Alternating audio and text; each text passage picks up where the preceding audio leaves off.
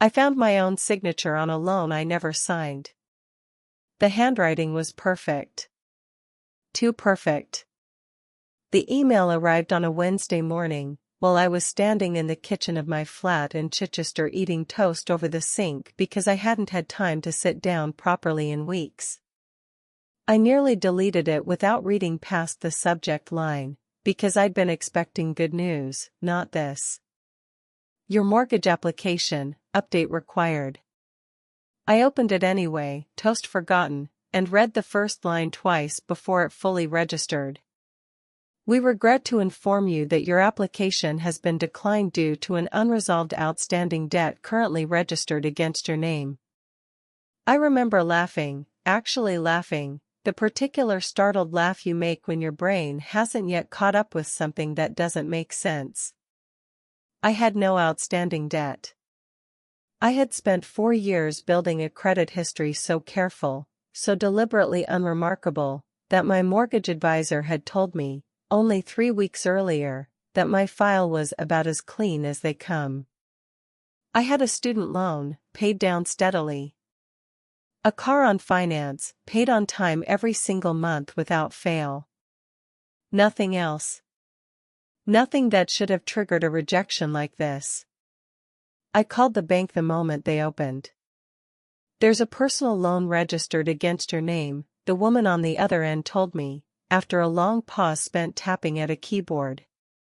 Taken out just over 2 years ago. £18,000.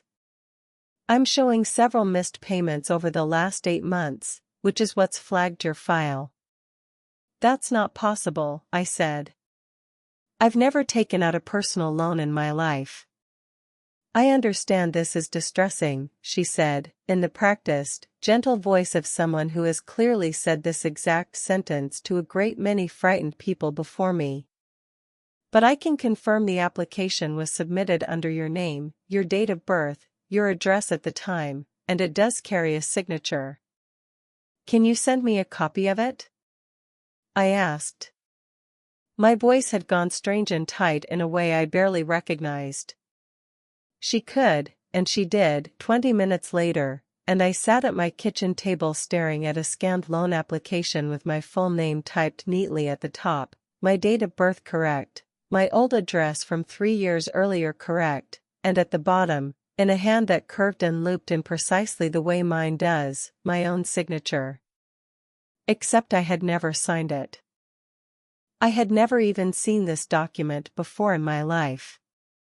I sat there for a long time, the document open on my laptop screen, my toast gone cold and forgotten on the counter behind me, my mind refusing, quite stubbornly, to arrange the facts in front of me into any order that made sense. I have a distinctive signature, a small, deliberate flourish on the final letter of my surname that I've kept exactly the same since I was 17. Ever since a career advisor at school told me a consistent signature would matter more than I'd expect, later in life, and I'd taken the advice rather too literally. Looking at the signature on that loan application, I recognized every curve of it. The flourish was there. The particular slant. Even the small hesitation before the final letter that I know is entirely my own habit, formed over a decade of writing my name the exact same way, over and over, without ever really thinking about it. Whoever had signed that document had not simply guessed at my handwriting. They had studied it, practiced it, reproduced it with a precision that made my skin crawl in a way the theft of the money itself, somehow, hadn't quite managed to do yet.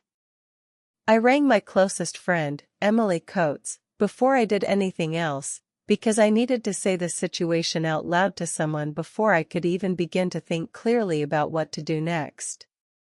That's not possible, Emily said, when I'd explained it. Rosie, that's actually quite frightening, if you think about it properly.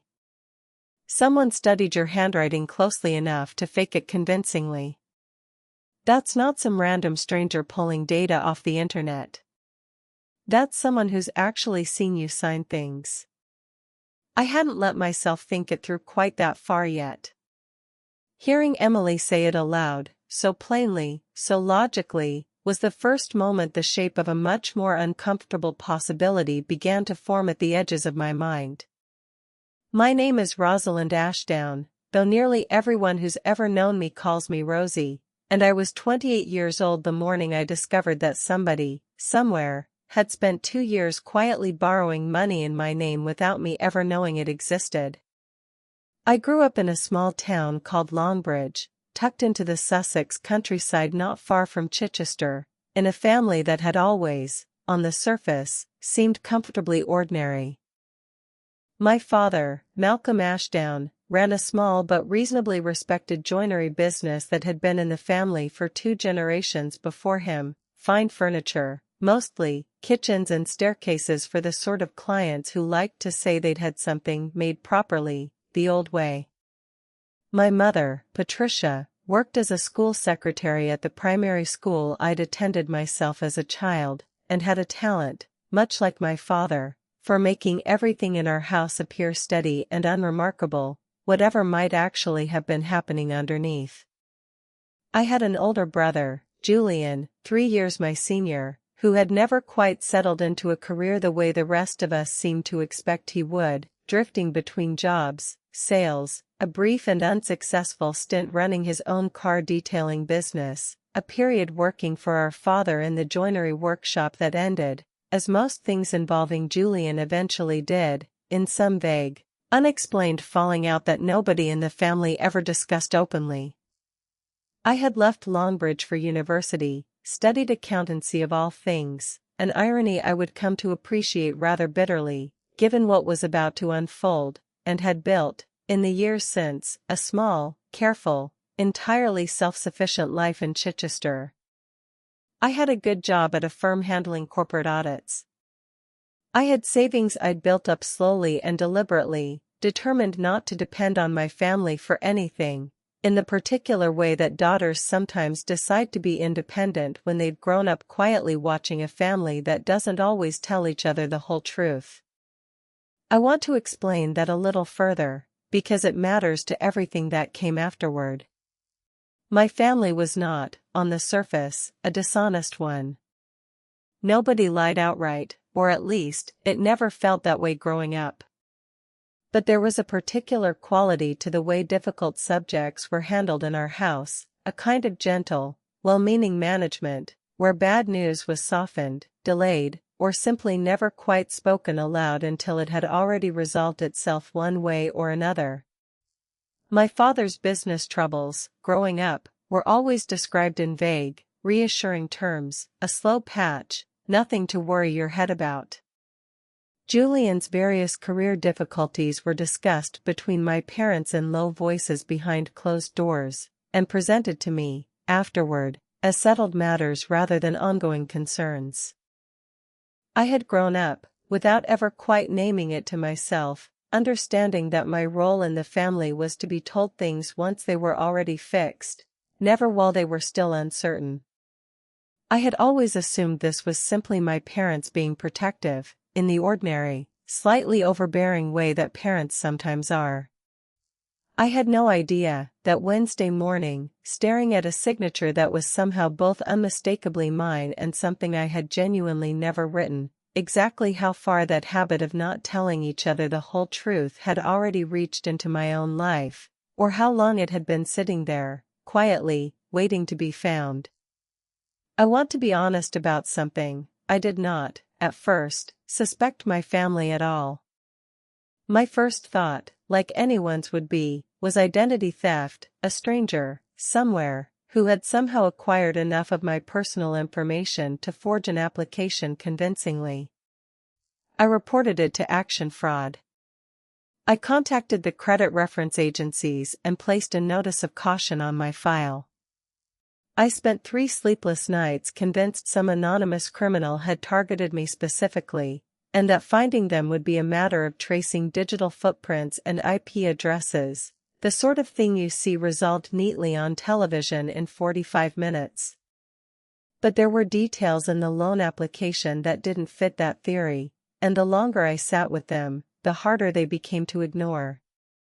The loan had been taken out using my old address, the flat I'd shared with 2 university friends for exactly 1 year, 6 years earlier, an address I hadn't lived at since, and one that wasn't listed on any official document I could think of, not my passport, not my driving license, nowhere a stranger scraping data from the internet would easily have found it. The loan had also listed, as a secondary contact number in case of missed payments, a mobile number that wasn't mine at all. It was my father's. I stared at that number on the printed statement for a long time before I let myself fully understand what I was looking at. It was possible, I told myself, that whoever had done this had simply guessed at a plausible contact, or made an error, or that there was some entirely innocent explanation I hadn't yet considered. I told myself several versions of that story over the following 2 days, each one slightly less convincing than the last, until eventually, sitting alone in my flat on a Friday evening with the loan documents spread across my kitchen table, I ran out of innocent explanations to offer myself. I rang my mother. "Mum," I said, keeping my voice as steady as I could manage, "I need to ask you something, and I need you to tell me the truth. Does Dad's mobile number end in 4471? There was a pause on the other end of the line. Not a long one. Just long enough. "Why do you ask, love?" my mother said, and something in the careful lightness of her tone told me, more clearly than any direct answer could have, that I had already found exactly what I was looking for. I drove to Longbridge the following morning, the printed loan documents on the passenger seat beside me, my hands tied on the wheel the entire way, rehearsing and abandoning a dozen different versions of what I might say. My father was in the workshop when I arrived, sanding down a length of oak that would eventually become somebody's staircase banister, sawdust catching the morning light in a way that, on any other day, I would have found beautiful. He looked up when I walked in, and something in my face must have told him immediately that this wasn't an ordinary visit, because he set down the sander at once, his whole posture changing. "Rosie," he said. "What's happened?" I placed the loan documents on his workbench without a word and watched his face as he looked down at them. I watched the exact moment he understood what he was looking at, a kind of slow collapse, his shoulders dropping, the color draining from his face in a way that told me everything I needed to know before he'd said a single word. "I can explain," he said quietly. "Please do," I said. "Because right now what I'm looking at is a loan taken out in my name, using my old address, with your mobile number listed as an emergency contact. I'd very much like to understand how that happened without you telling me it was happening." My father sat down heavily on an old stool beside his workbench, and for a long moment he simply looked at his hands, covered in fine sawdust, the hands of a man who had spent 30 years building things carefully and precisely, and who now looked, sitting in front of me, like he didn't quite know how to begin explaining the one thing he'd apparently built without any care at all. "The business was in trouble," he said finally. "Badly in trouble. 2 years ago. We'd lost the contract with Ferndale Developments, you remember, the big housing estate over past Chichester, and it was nearly half our income gone overnight. I went to the bank for a loan under the business, and they turned me down.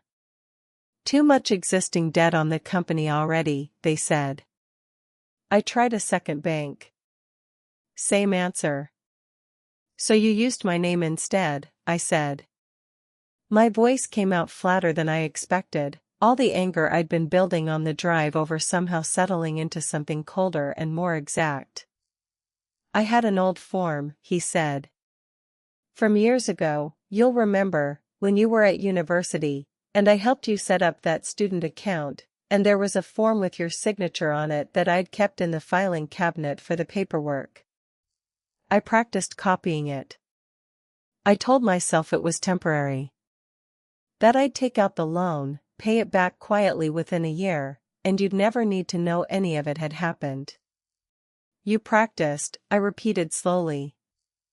You sat somewhere, at some point, actually practicing forging my handwriting, until it was good enough to fool a bank. Do you understand how that sounds, Dad? Do you understand what that actually means? I do now, he said quietly. I don't think I let myself understand it properly at the time. I told myself it was a technicality. A formality standing between the business surviving and going under. I told myself I wasn't stealing from you, because I fully intended to pay it back before you ever needed to know. But you didn't pay it back, I said. There are 8 months of missed payments on that statement, Dad. 8 months of my credit file quietly falling apart while you knew exactly why, and said nothing. The Ferndale money never came through the way I expected, he said, his voice cracking slightly. I fell behind on the repayments trying to keep the workshop staffed through last winter, and every month I told myself the next month would be better, and every month it wasn't, and by the time I properly understood how bad it had gotten, I didn't know how to tell you without you finding out everything else along with it, the forgery, the 2 years of silence, all of it at once. So instead you just let the bank find out for you, I said. Let me find out from a mortgage rejection email, standing in my own kitchen, with absolutely no warning that any of this existed. He didn't answer that. He didn't have an answer for that. I hadn't really expected him to. I stood there for a long moment, watching my father, a man I had spent 28 years believing to be steady, careful, fundamentally honest, however imperfect, looking smaller than I had ever seen him look, surrounded by the fine, precise work of his own hands, and I understood, with a kind of sick clarity, that the same careful precision that had made him so good at his craft had also, apparently, made him disturbingly good at something far less admirable. Sitting in that workshop, watching my father struggle to find words adequate to what he'd done, I found myself thinking back over the previous 2 years, searching for all the small moments I had noticed and quietly explained away, the way you always do once you finally understand what you were actually looking at. There had been the Christmas, 18 months earlier, when my father had seemed unusually tense throughout the entire holiday, snapping at Julian over something small and uncharacteristic, retreating to the workshop for hours at a time even on Boxing Day, which he had never once done in my entire life. I had put it down to the ordinary stress of running a small business through a difficult winter. There had been the letters. I remembered, now, several occasions over the past 2 years when I'd visited my parents' house and noticed my mother tidying away post from the kitchen table just a little too quickly when I walked in, sliding envelopes into a drawer with a briskness that hadn't quite matched the casualness of her tone. I had assumed, at the time, that she was simply being tidy. I understood now, with a sick, sinking feeling, exactly what those envelopes had likely been. There had been a conversation, perhaps a year earlier, when I'd mentioned, in passing, that I was thinking about applying for a mortgage within the next 12 months, and my mother's face had done something strange and complicated for just a moment before smoothing back into its usual calm. No rush, she'd said. Renting's not so bad, is it, while you're still settling into the new job? I had thought nothing of it at the time. I understood now that she had likely known, in that exact moment, precisely what would happen to my credit file the instant I tried.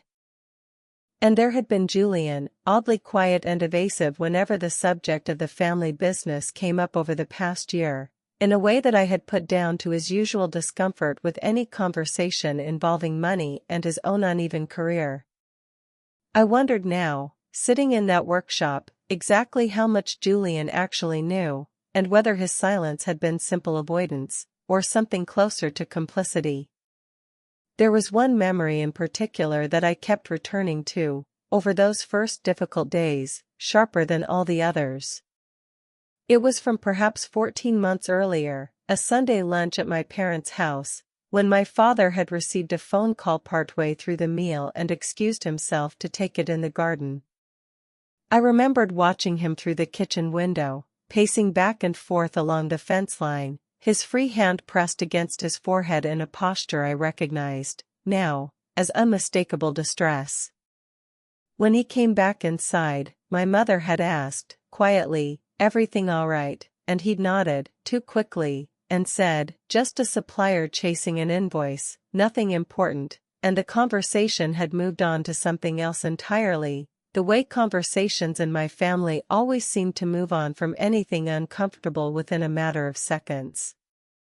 I understood now, looking back, that the phone call had very likely been the bank, or a collections agency, or some other consequence of the loan quietly spiraling out of control, and that both my parents had, in that exact moment, performed a small, practiced piece of theater specifically for my benefit, without either of them needing to discuss it beforehand. It was the practiced quality of it that unsettled me most, the realization that this had not been a single lapse, a single moment of panic that got out of hand, but an ongoing, sustained performance that both my parents had apparently grown quite skilled at maintaining. "Does Mom know everything?" I asked my father, once the initial shock of the workshop conversation had settled into something quieter and more exhausted. He hesitated, which told me most of what I needed to know before he even answered. "She's known from close to the beginning," he admitted. "I told her within the first few months, when I realized how difficult it was going to be to pay it back quickly. She wasn't happy about it. She made me promise, more than once, that I'd sort it out before you ever found out." "And the letters," I said. "The bank correspondence. Was she intercepting it?" My father's silence answered that question too. "We changed the correspondence address on the account," he said quietly, "not long after I took it out. To our house, rather than your old flat, because I was worried post might somehow still reach you at the old address if a forwarding order was ever set up. Your mother agreed to receive it and keep it from you. I know how that sounds, Rosie. I've known how it sounds for the better part of 2 years, and I let it keep happening anyway, because every month I told myself it would be the month I finally sorted it, and every month, somehow, it wasn't. I drove to my parents' house directly from the workshop, the second confrontation of that long, exhausting day, and found my mother in the kitchen, the same kitchen where I'd spent an entire childhood doing homework at the table while she cooked, and where, I now understood, she had spent the better part of 2 years quietly hiding evidence of what her husband had done to her own daughter. "Rosie," she said, when she saw my face, and I watched her go very still, the way you go still when you already know, with total certainty, exactly what conversation is about to happen. "How could you?" I said, and my voice cracked properly for the first time that day, all the careful control I'd managed in the workshop finally giving way. "Not him. Him, I understand, in a horrible sort of way, desperate people do desperate things, and I believe he genuinely meant to fix it before I ever found out. But you, Mum. You knew. You knew for 2 years, and you sat across from me at family dinners, and you hid the post, and you let me build an entire life not knowing my own credit file was quietly being destroyed." My mother's eyes filled with tears, and for a long moment she didn't say anything at all, and when she finally spoke, her voice was barely above a whisper. "I was trying to protect this family," she said. "Your father. Your brother, who still doesn't fully know how bad things got that year, because your father didn't want him to worry either. I told myself I was protecting you too, in a way, that if I could just help him sort it before you ever knew, you'd never have to carry any of the weight of it. I can hear, saying it out loud right now, how badly that reasoning has failed. But I want you to understand, Rosie, it never once came from a place of not caring what happened to you. It came from caring too much about everyone all at once, and choosing the wrong way to show it.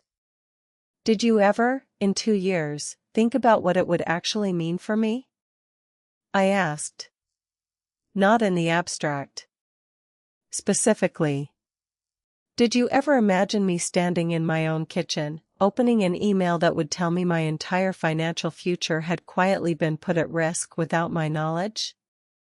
I thought about it more than you probably believe, my mother said.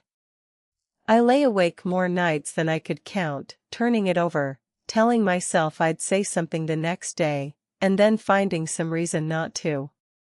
It got easier to stay quiet the longer it went on, Rosie. That's the truth of it, as ugly as it is.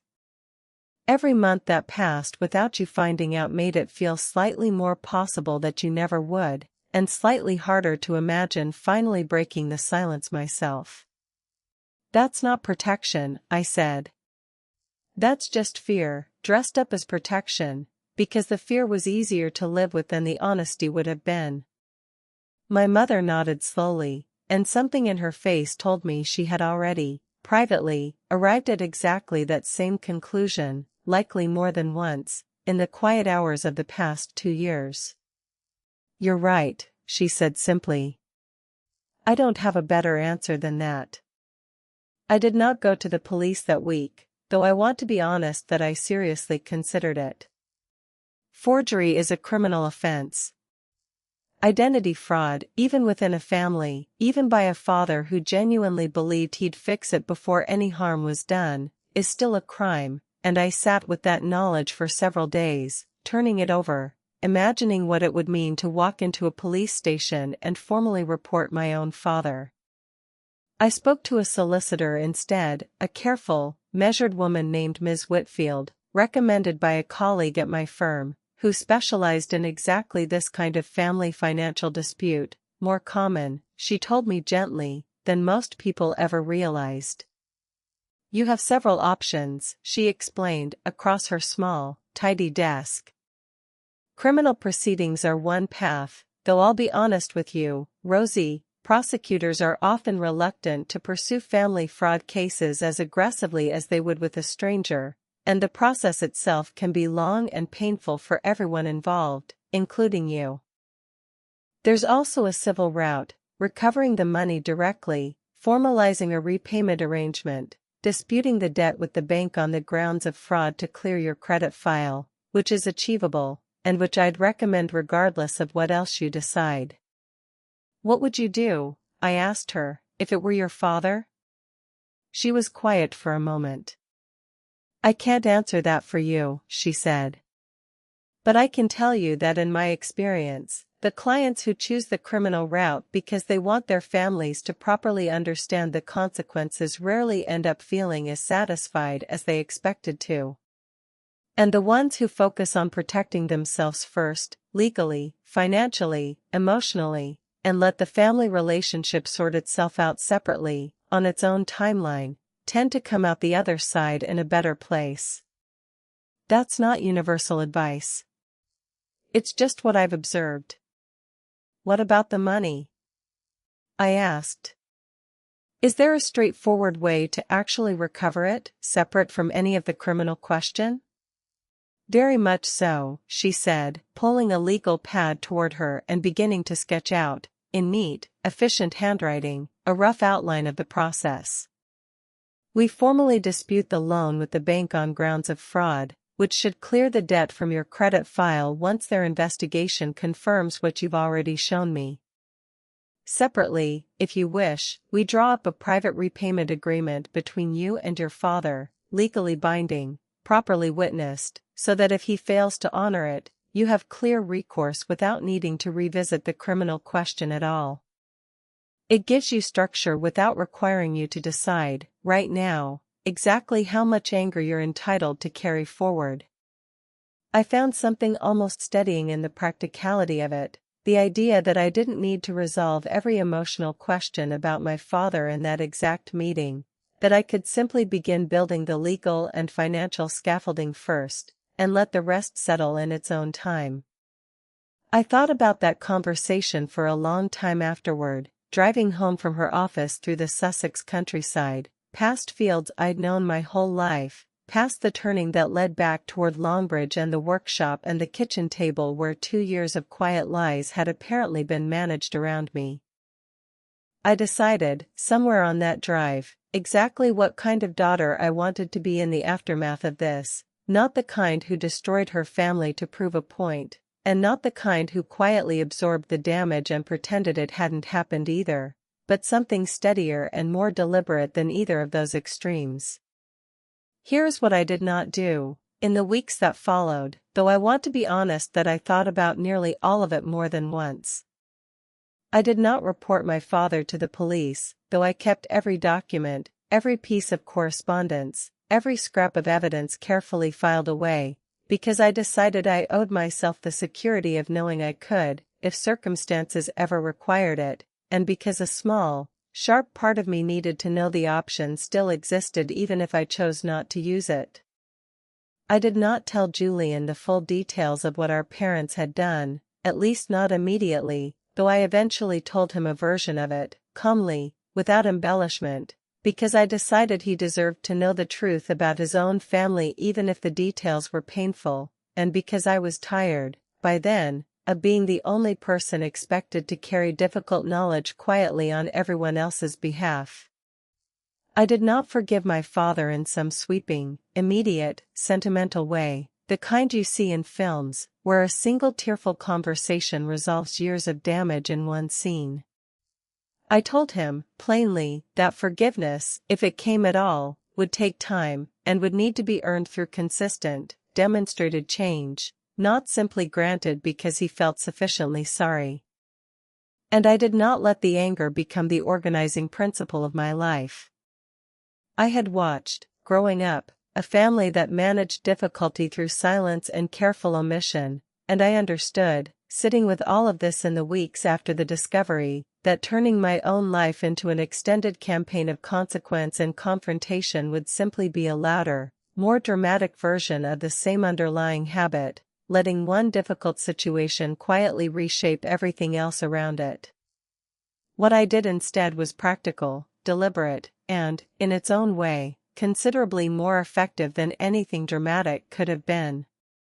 I worked with Ms. Whitfield to dispute the loan formally with the bank, providing evidence of the forgery, and within 6 weeks, the debt was removed from my credit file entirely, the bank's own fraud investigation team confirming what I'd known from the very beginning.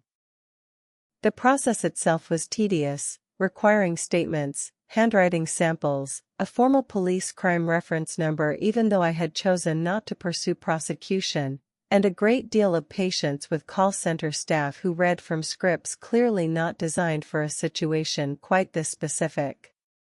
But it worked, methodically and completely, and there was something quietly satisfying about watching the correct, careful process do exactly what it was designed to do. My father, separately, arranged a formal repayment plan directly with me, transferring a fixed amount into my account every month until the original £18,000, plus a sum I calculated for the stress and financial disruption it had caused me, was fully repaid. I insisted on a written agreement, drawn up properly through Ms. Whitfield's office, not because I distrusted my father's intentions this time, but because I had learned, rather thoroughly, the cost of leaving important things unwritten and unspoken within my own family. "You don't have to make it formal," he said, when I first suggested it, sounding almost hurt. "I've already told you I'll pay it back." "I know you've told me," I said. "But I spent 2 years believing everything in this family was steady and honest, based entirely on what I was told rather than what was actually written down anywhere. I don't want to make that mistake again, Dad. This isn't about not trusting you specifically. It's about not trusting a system that relies on nobody ever writing anything down." He accepted that, eventually, though I could see it cost him something to hear it phrased so plainly. We signed the agreement in Ms. Whitfield's office 3 weeks later, my father's handwriting, his actual handwriting, blunt and slightly uneven, nothing like the careful forgery he'd once produced, appearing at the bottom of a document for the first time in this entire saga that I could trust completely, simply because I had watched him write it myself. I told my mother, calmly but firmly, that I needed distance from her for a while, not permanently, not dramatically, just real, honest distance, the kind that would let me rebuild trust at my own pace rather than hers. "I'm not doing this to punish you," I told her, the day I said it, sitting across from her at that same kitchen table where 2 years of hidden letters had once been quietly tidied away. "I'm doing it because I need to learn what it feels like to trust the people in this family again slowly, deliberately, rather than simply going back to how things were because that's easier for everyone but me." My mother cried. She didn't argue. I think, by that point, some part of her had been waiting for exactly this conversation for longer than either of us had admitted. I told my brother the full story over coffee in Chichester, several weeks after everything had come out, watching his face carefully as the pieces landed. "I always knew something was wrong that year," he admitted, staring down at his cup. "Dad was different. Distracted. I asked him about it once, and he told me it was just the Ferndale contract falling through, nothing to worry about." I believed him, because why wouldn't I? I had no idea it had gone anywhere near this far. "Would it have changed anything, if you had known?" I asked. Julian was quiet for a long moment. "I don't know," he said honestly. "I'd like to think I'd have said something. Told you, or told him it had to stop. But I also know how this family works, Rosie. We're very good at deciding what everyone else can handle without actually asking them." "You're not wrong," I said. "For what it's worth," he added, "I'm glad you didn't burn the whole thing down over it. I've watched enough families implode over less. This way, at least there's something left worth trying to rebuild." It wasn't really a decision about the family, at first, I admitted. It was more a decision about who I wanted to be, in the middle of it. I kept picturing two versions of myself, a year from now, one who'd spent that year in furious confrontation, chasing consequences, making sure everyone suffered exactly as much as I had. And one who'd spent it rebuilding, carefully, on my own terms. I liked the second version considerably more. "That's very grown-up of you," Julian said, half teasing, though I could hear something genuine underneath it too. "I don't feel very grown-up, most days," I said. "I feel like someone who got extraordinarily unlucky in the family she was born into, and who's trying very hard not to let that unluckiness define the rest of her life." Julian reached across the table and squeezed my hand, briefly, the way he used to when we were children and one of us had scraped a knee. "For what it's worth," he said, "I don't think you got unlucky in the family. I think you got unlucky in one specific, terrible decision our father made, under enormous pressure, and then compounded by 2 years of silence he should never have agreed to. That's different from the family itself being bad, Rosie. I still believe that, even now."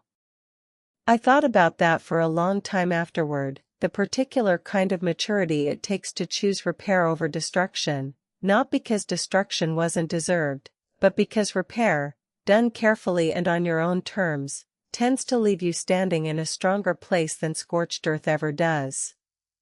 People sometimes ask me, when they hear the shorter version of this story, whether I regret not taking my father to court, whether I should have let the full weight of the law fall on him, made an example of what he'd done, given the situation the seriousness it technically deserved under the strict letter of the law. I don't think I do regret it, though I understand why some people would have chosen differently, and I don't think they'd have been wrong to.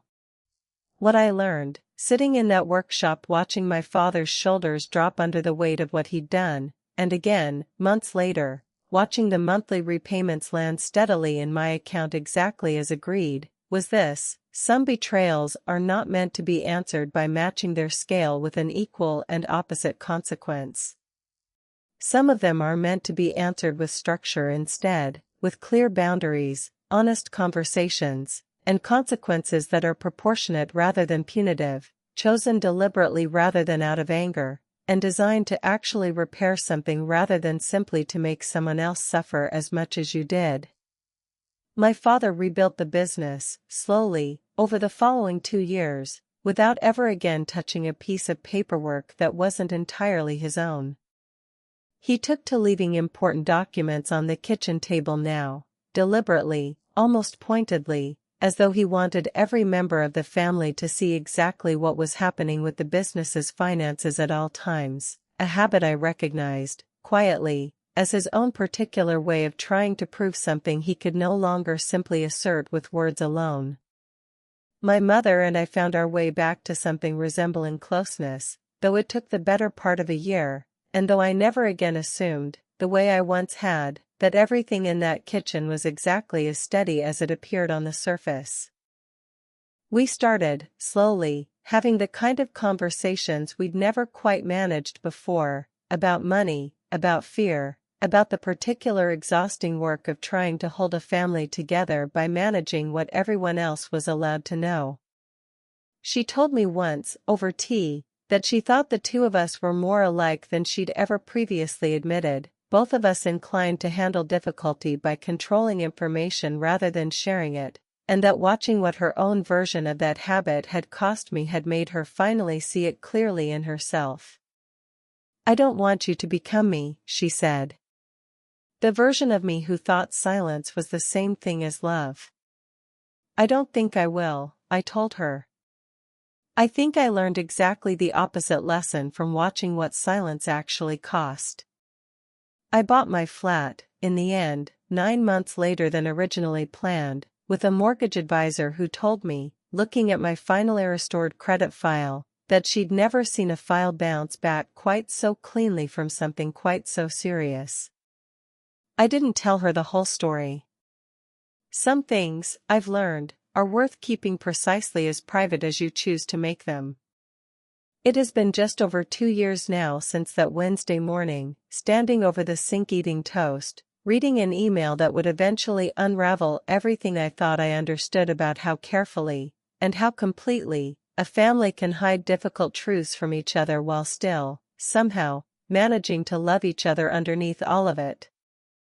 I think about that morning often, not with the sharp, disbelieving panic of the moment itself, but with a kind of quiet, settled clarity, the particular clarity that only arrives once you've properly walked the whole distance from discovery to resolution, and can finally look back at the shape of the road behind you.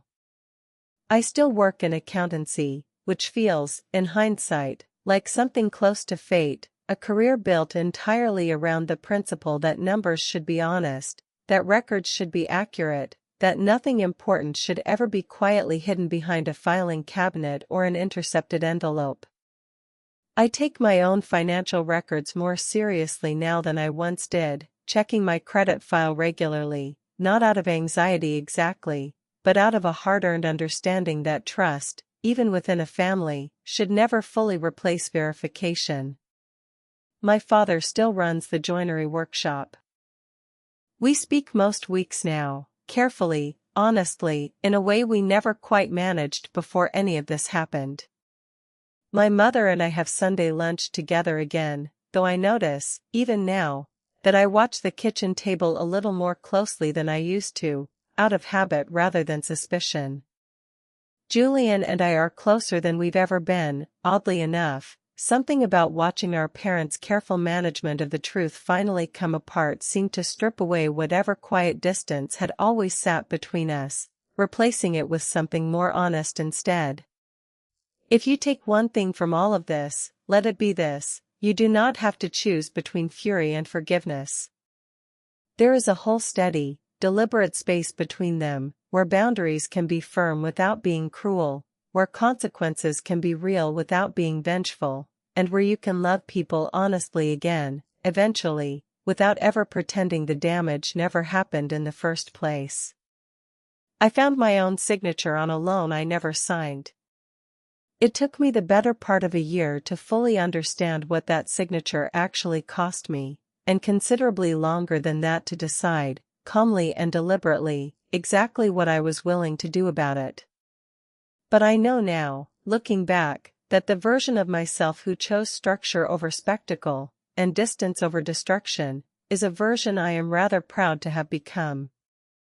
Sometimes, late at night, I think about the 17-year-old girl who once sat in a school careers office being told that a consistent signature would matter more than she'd expect, later in life. I don't think either of us, back then, could have imagined quite how true that would turn out to be, or in quite what circumstances.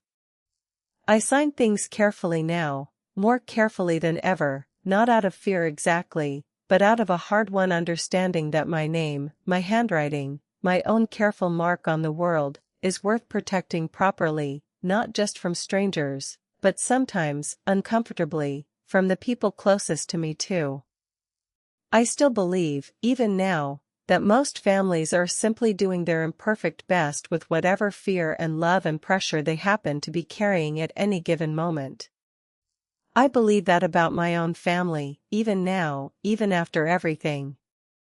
But I believe, more firmly than I ever did before, that doing your best does not excuse you from doing better, and that love, properly understood, has never once required silence in order to survive.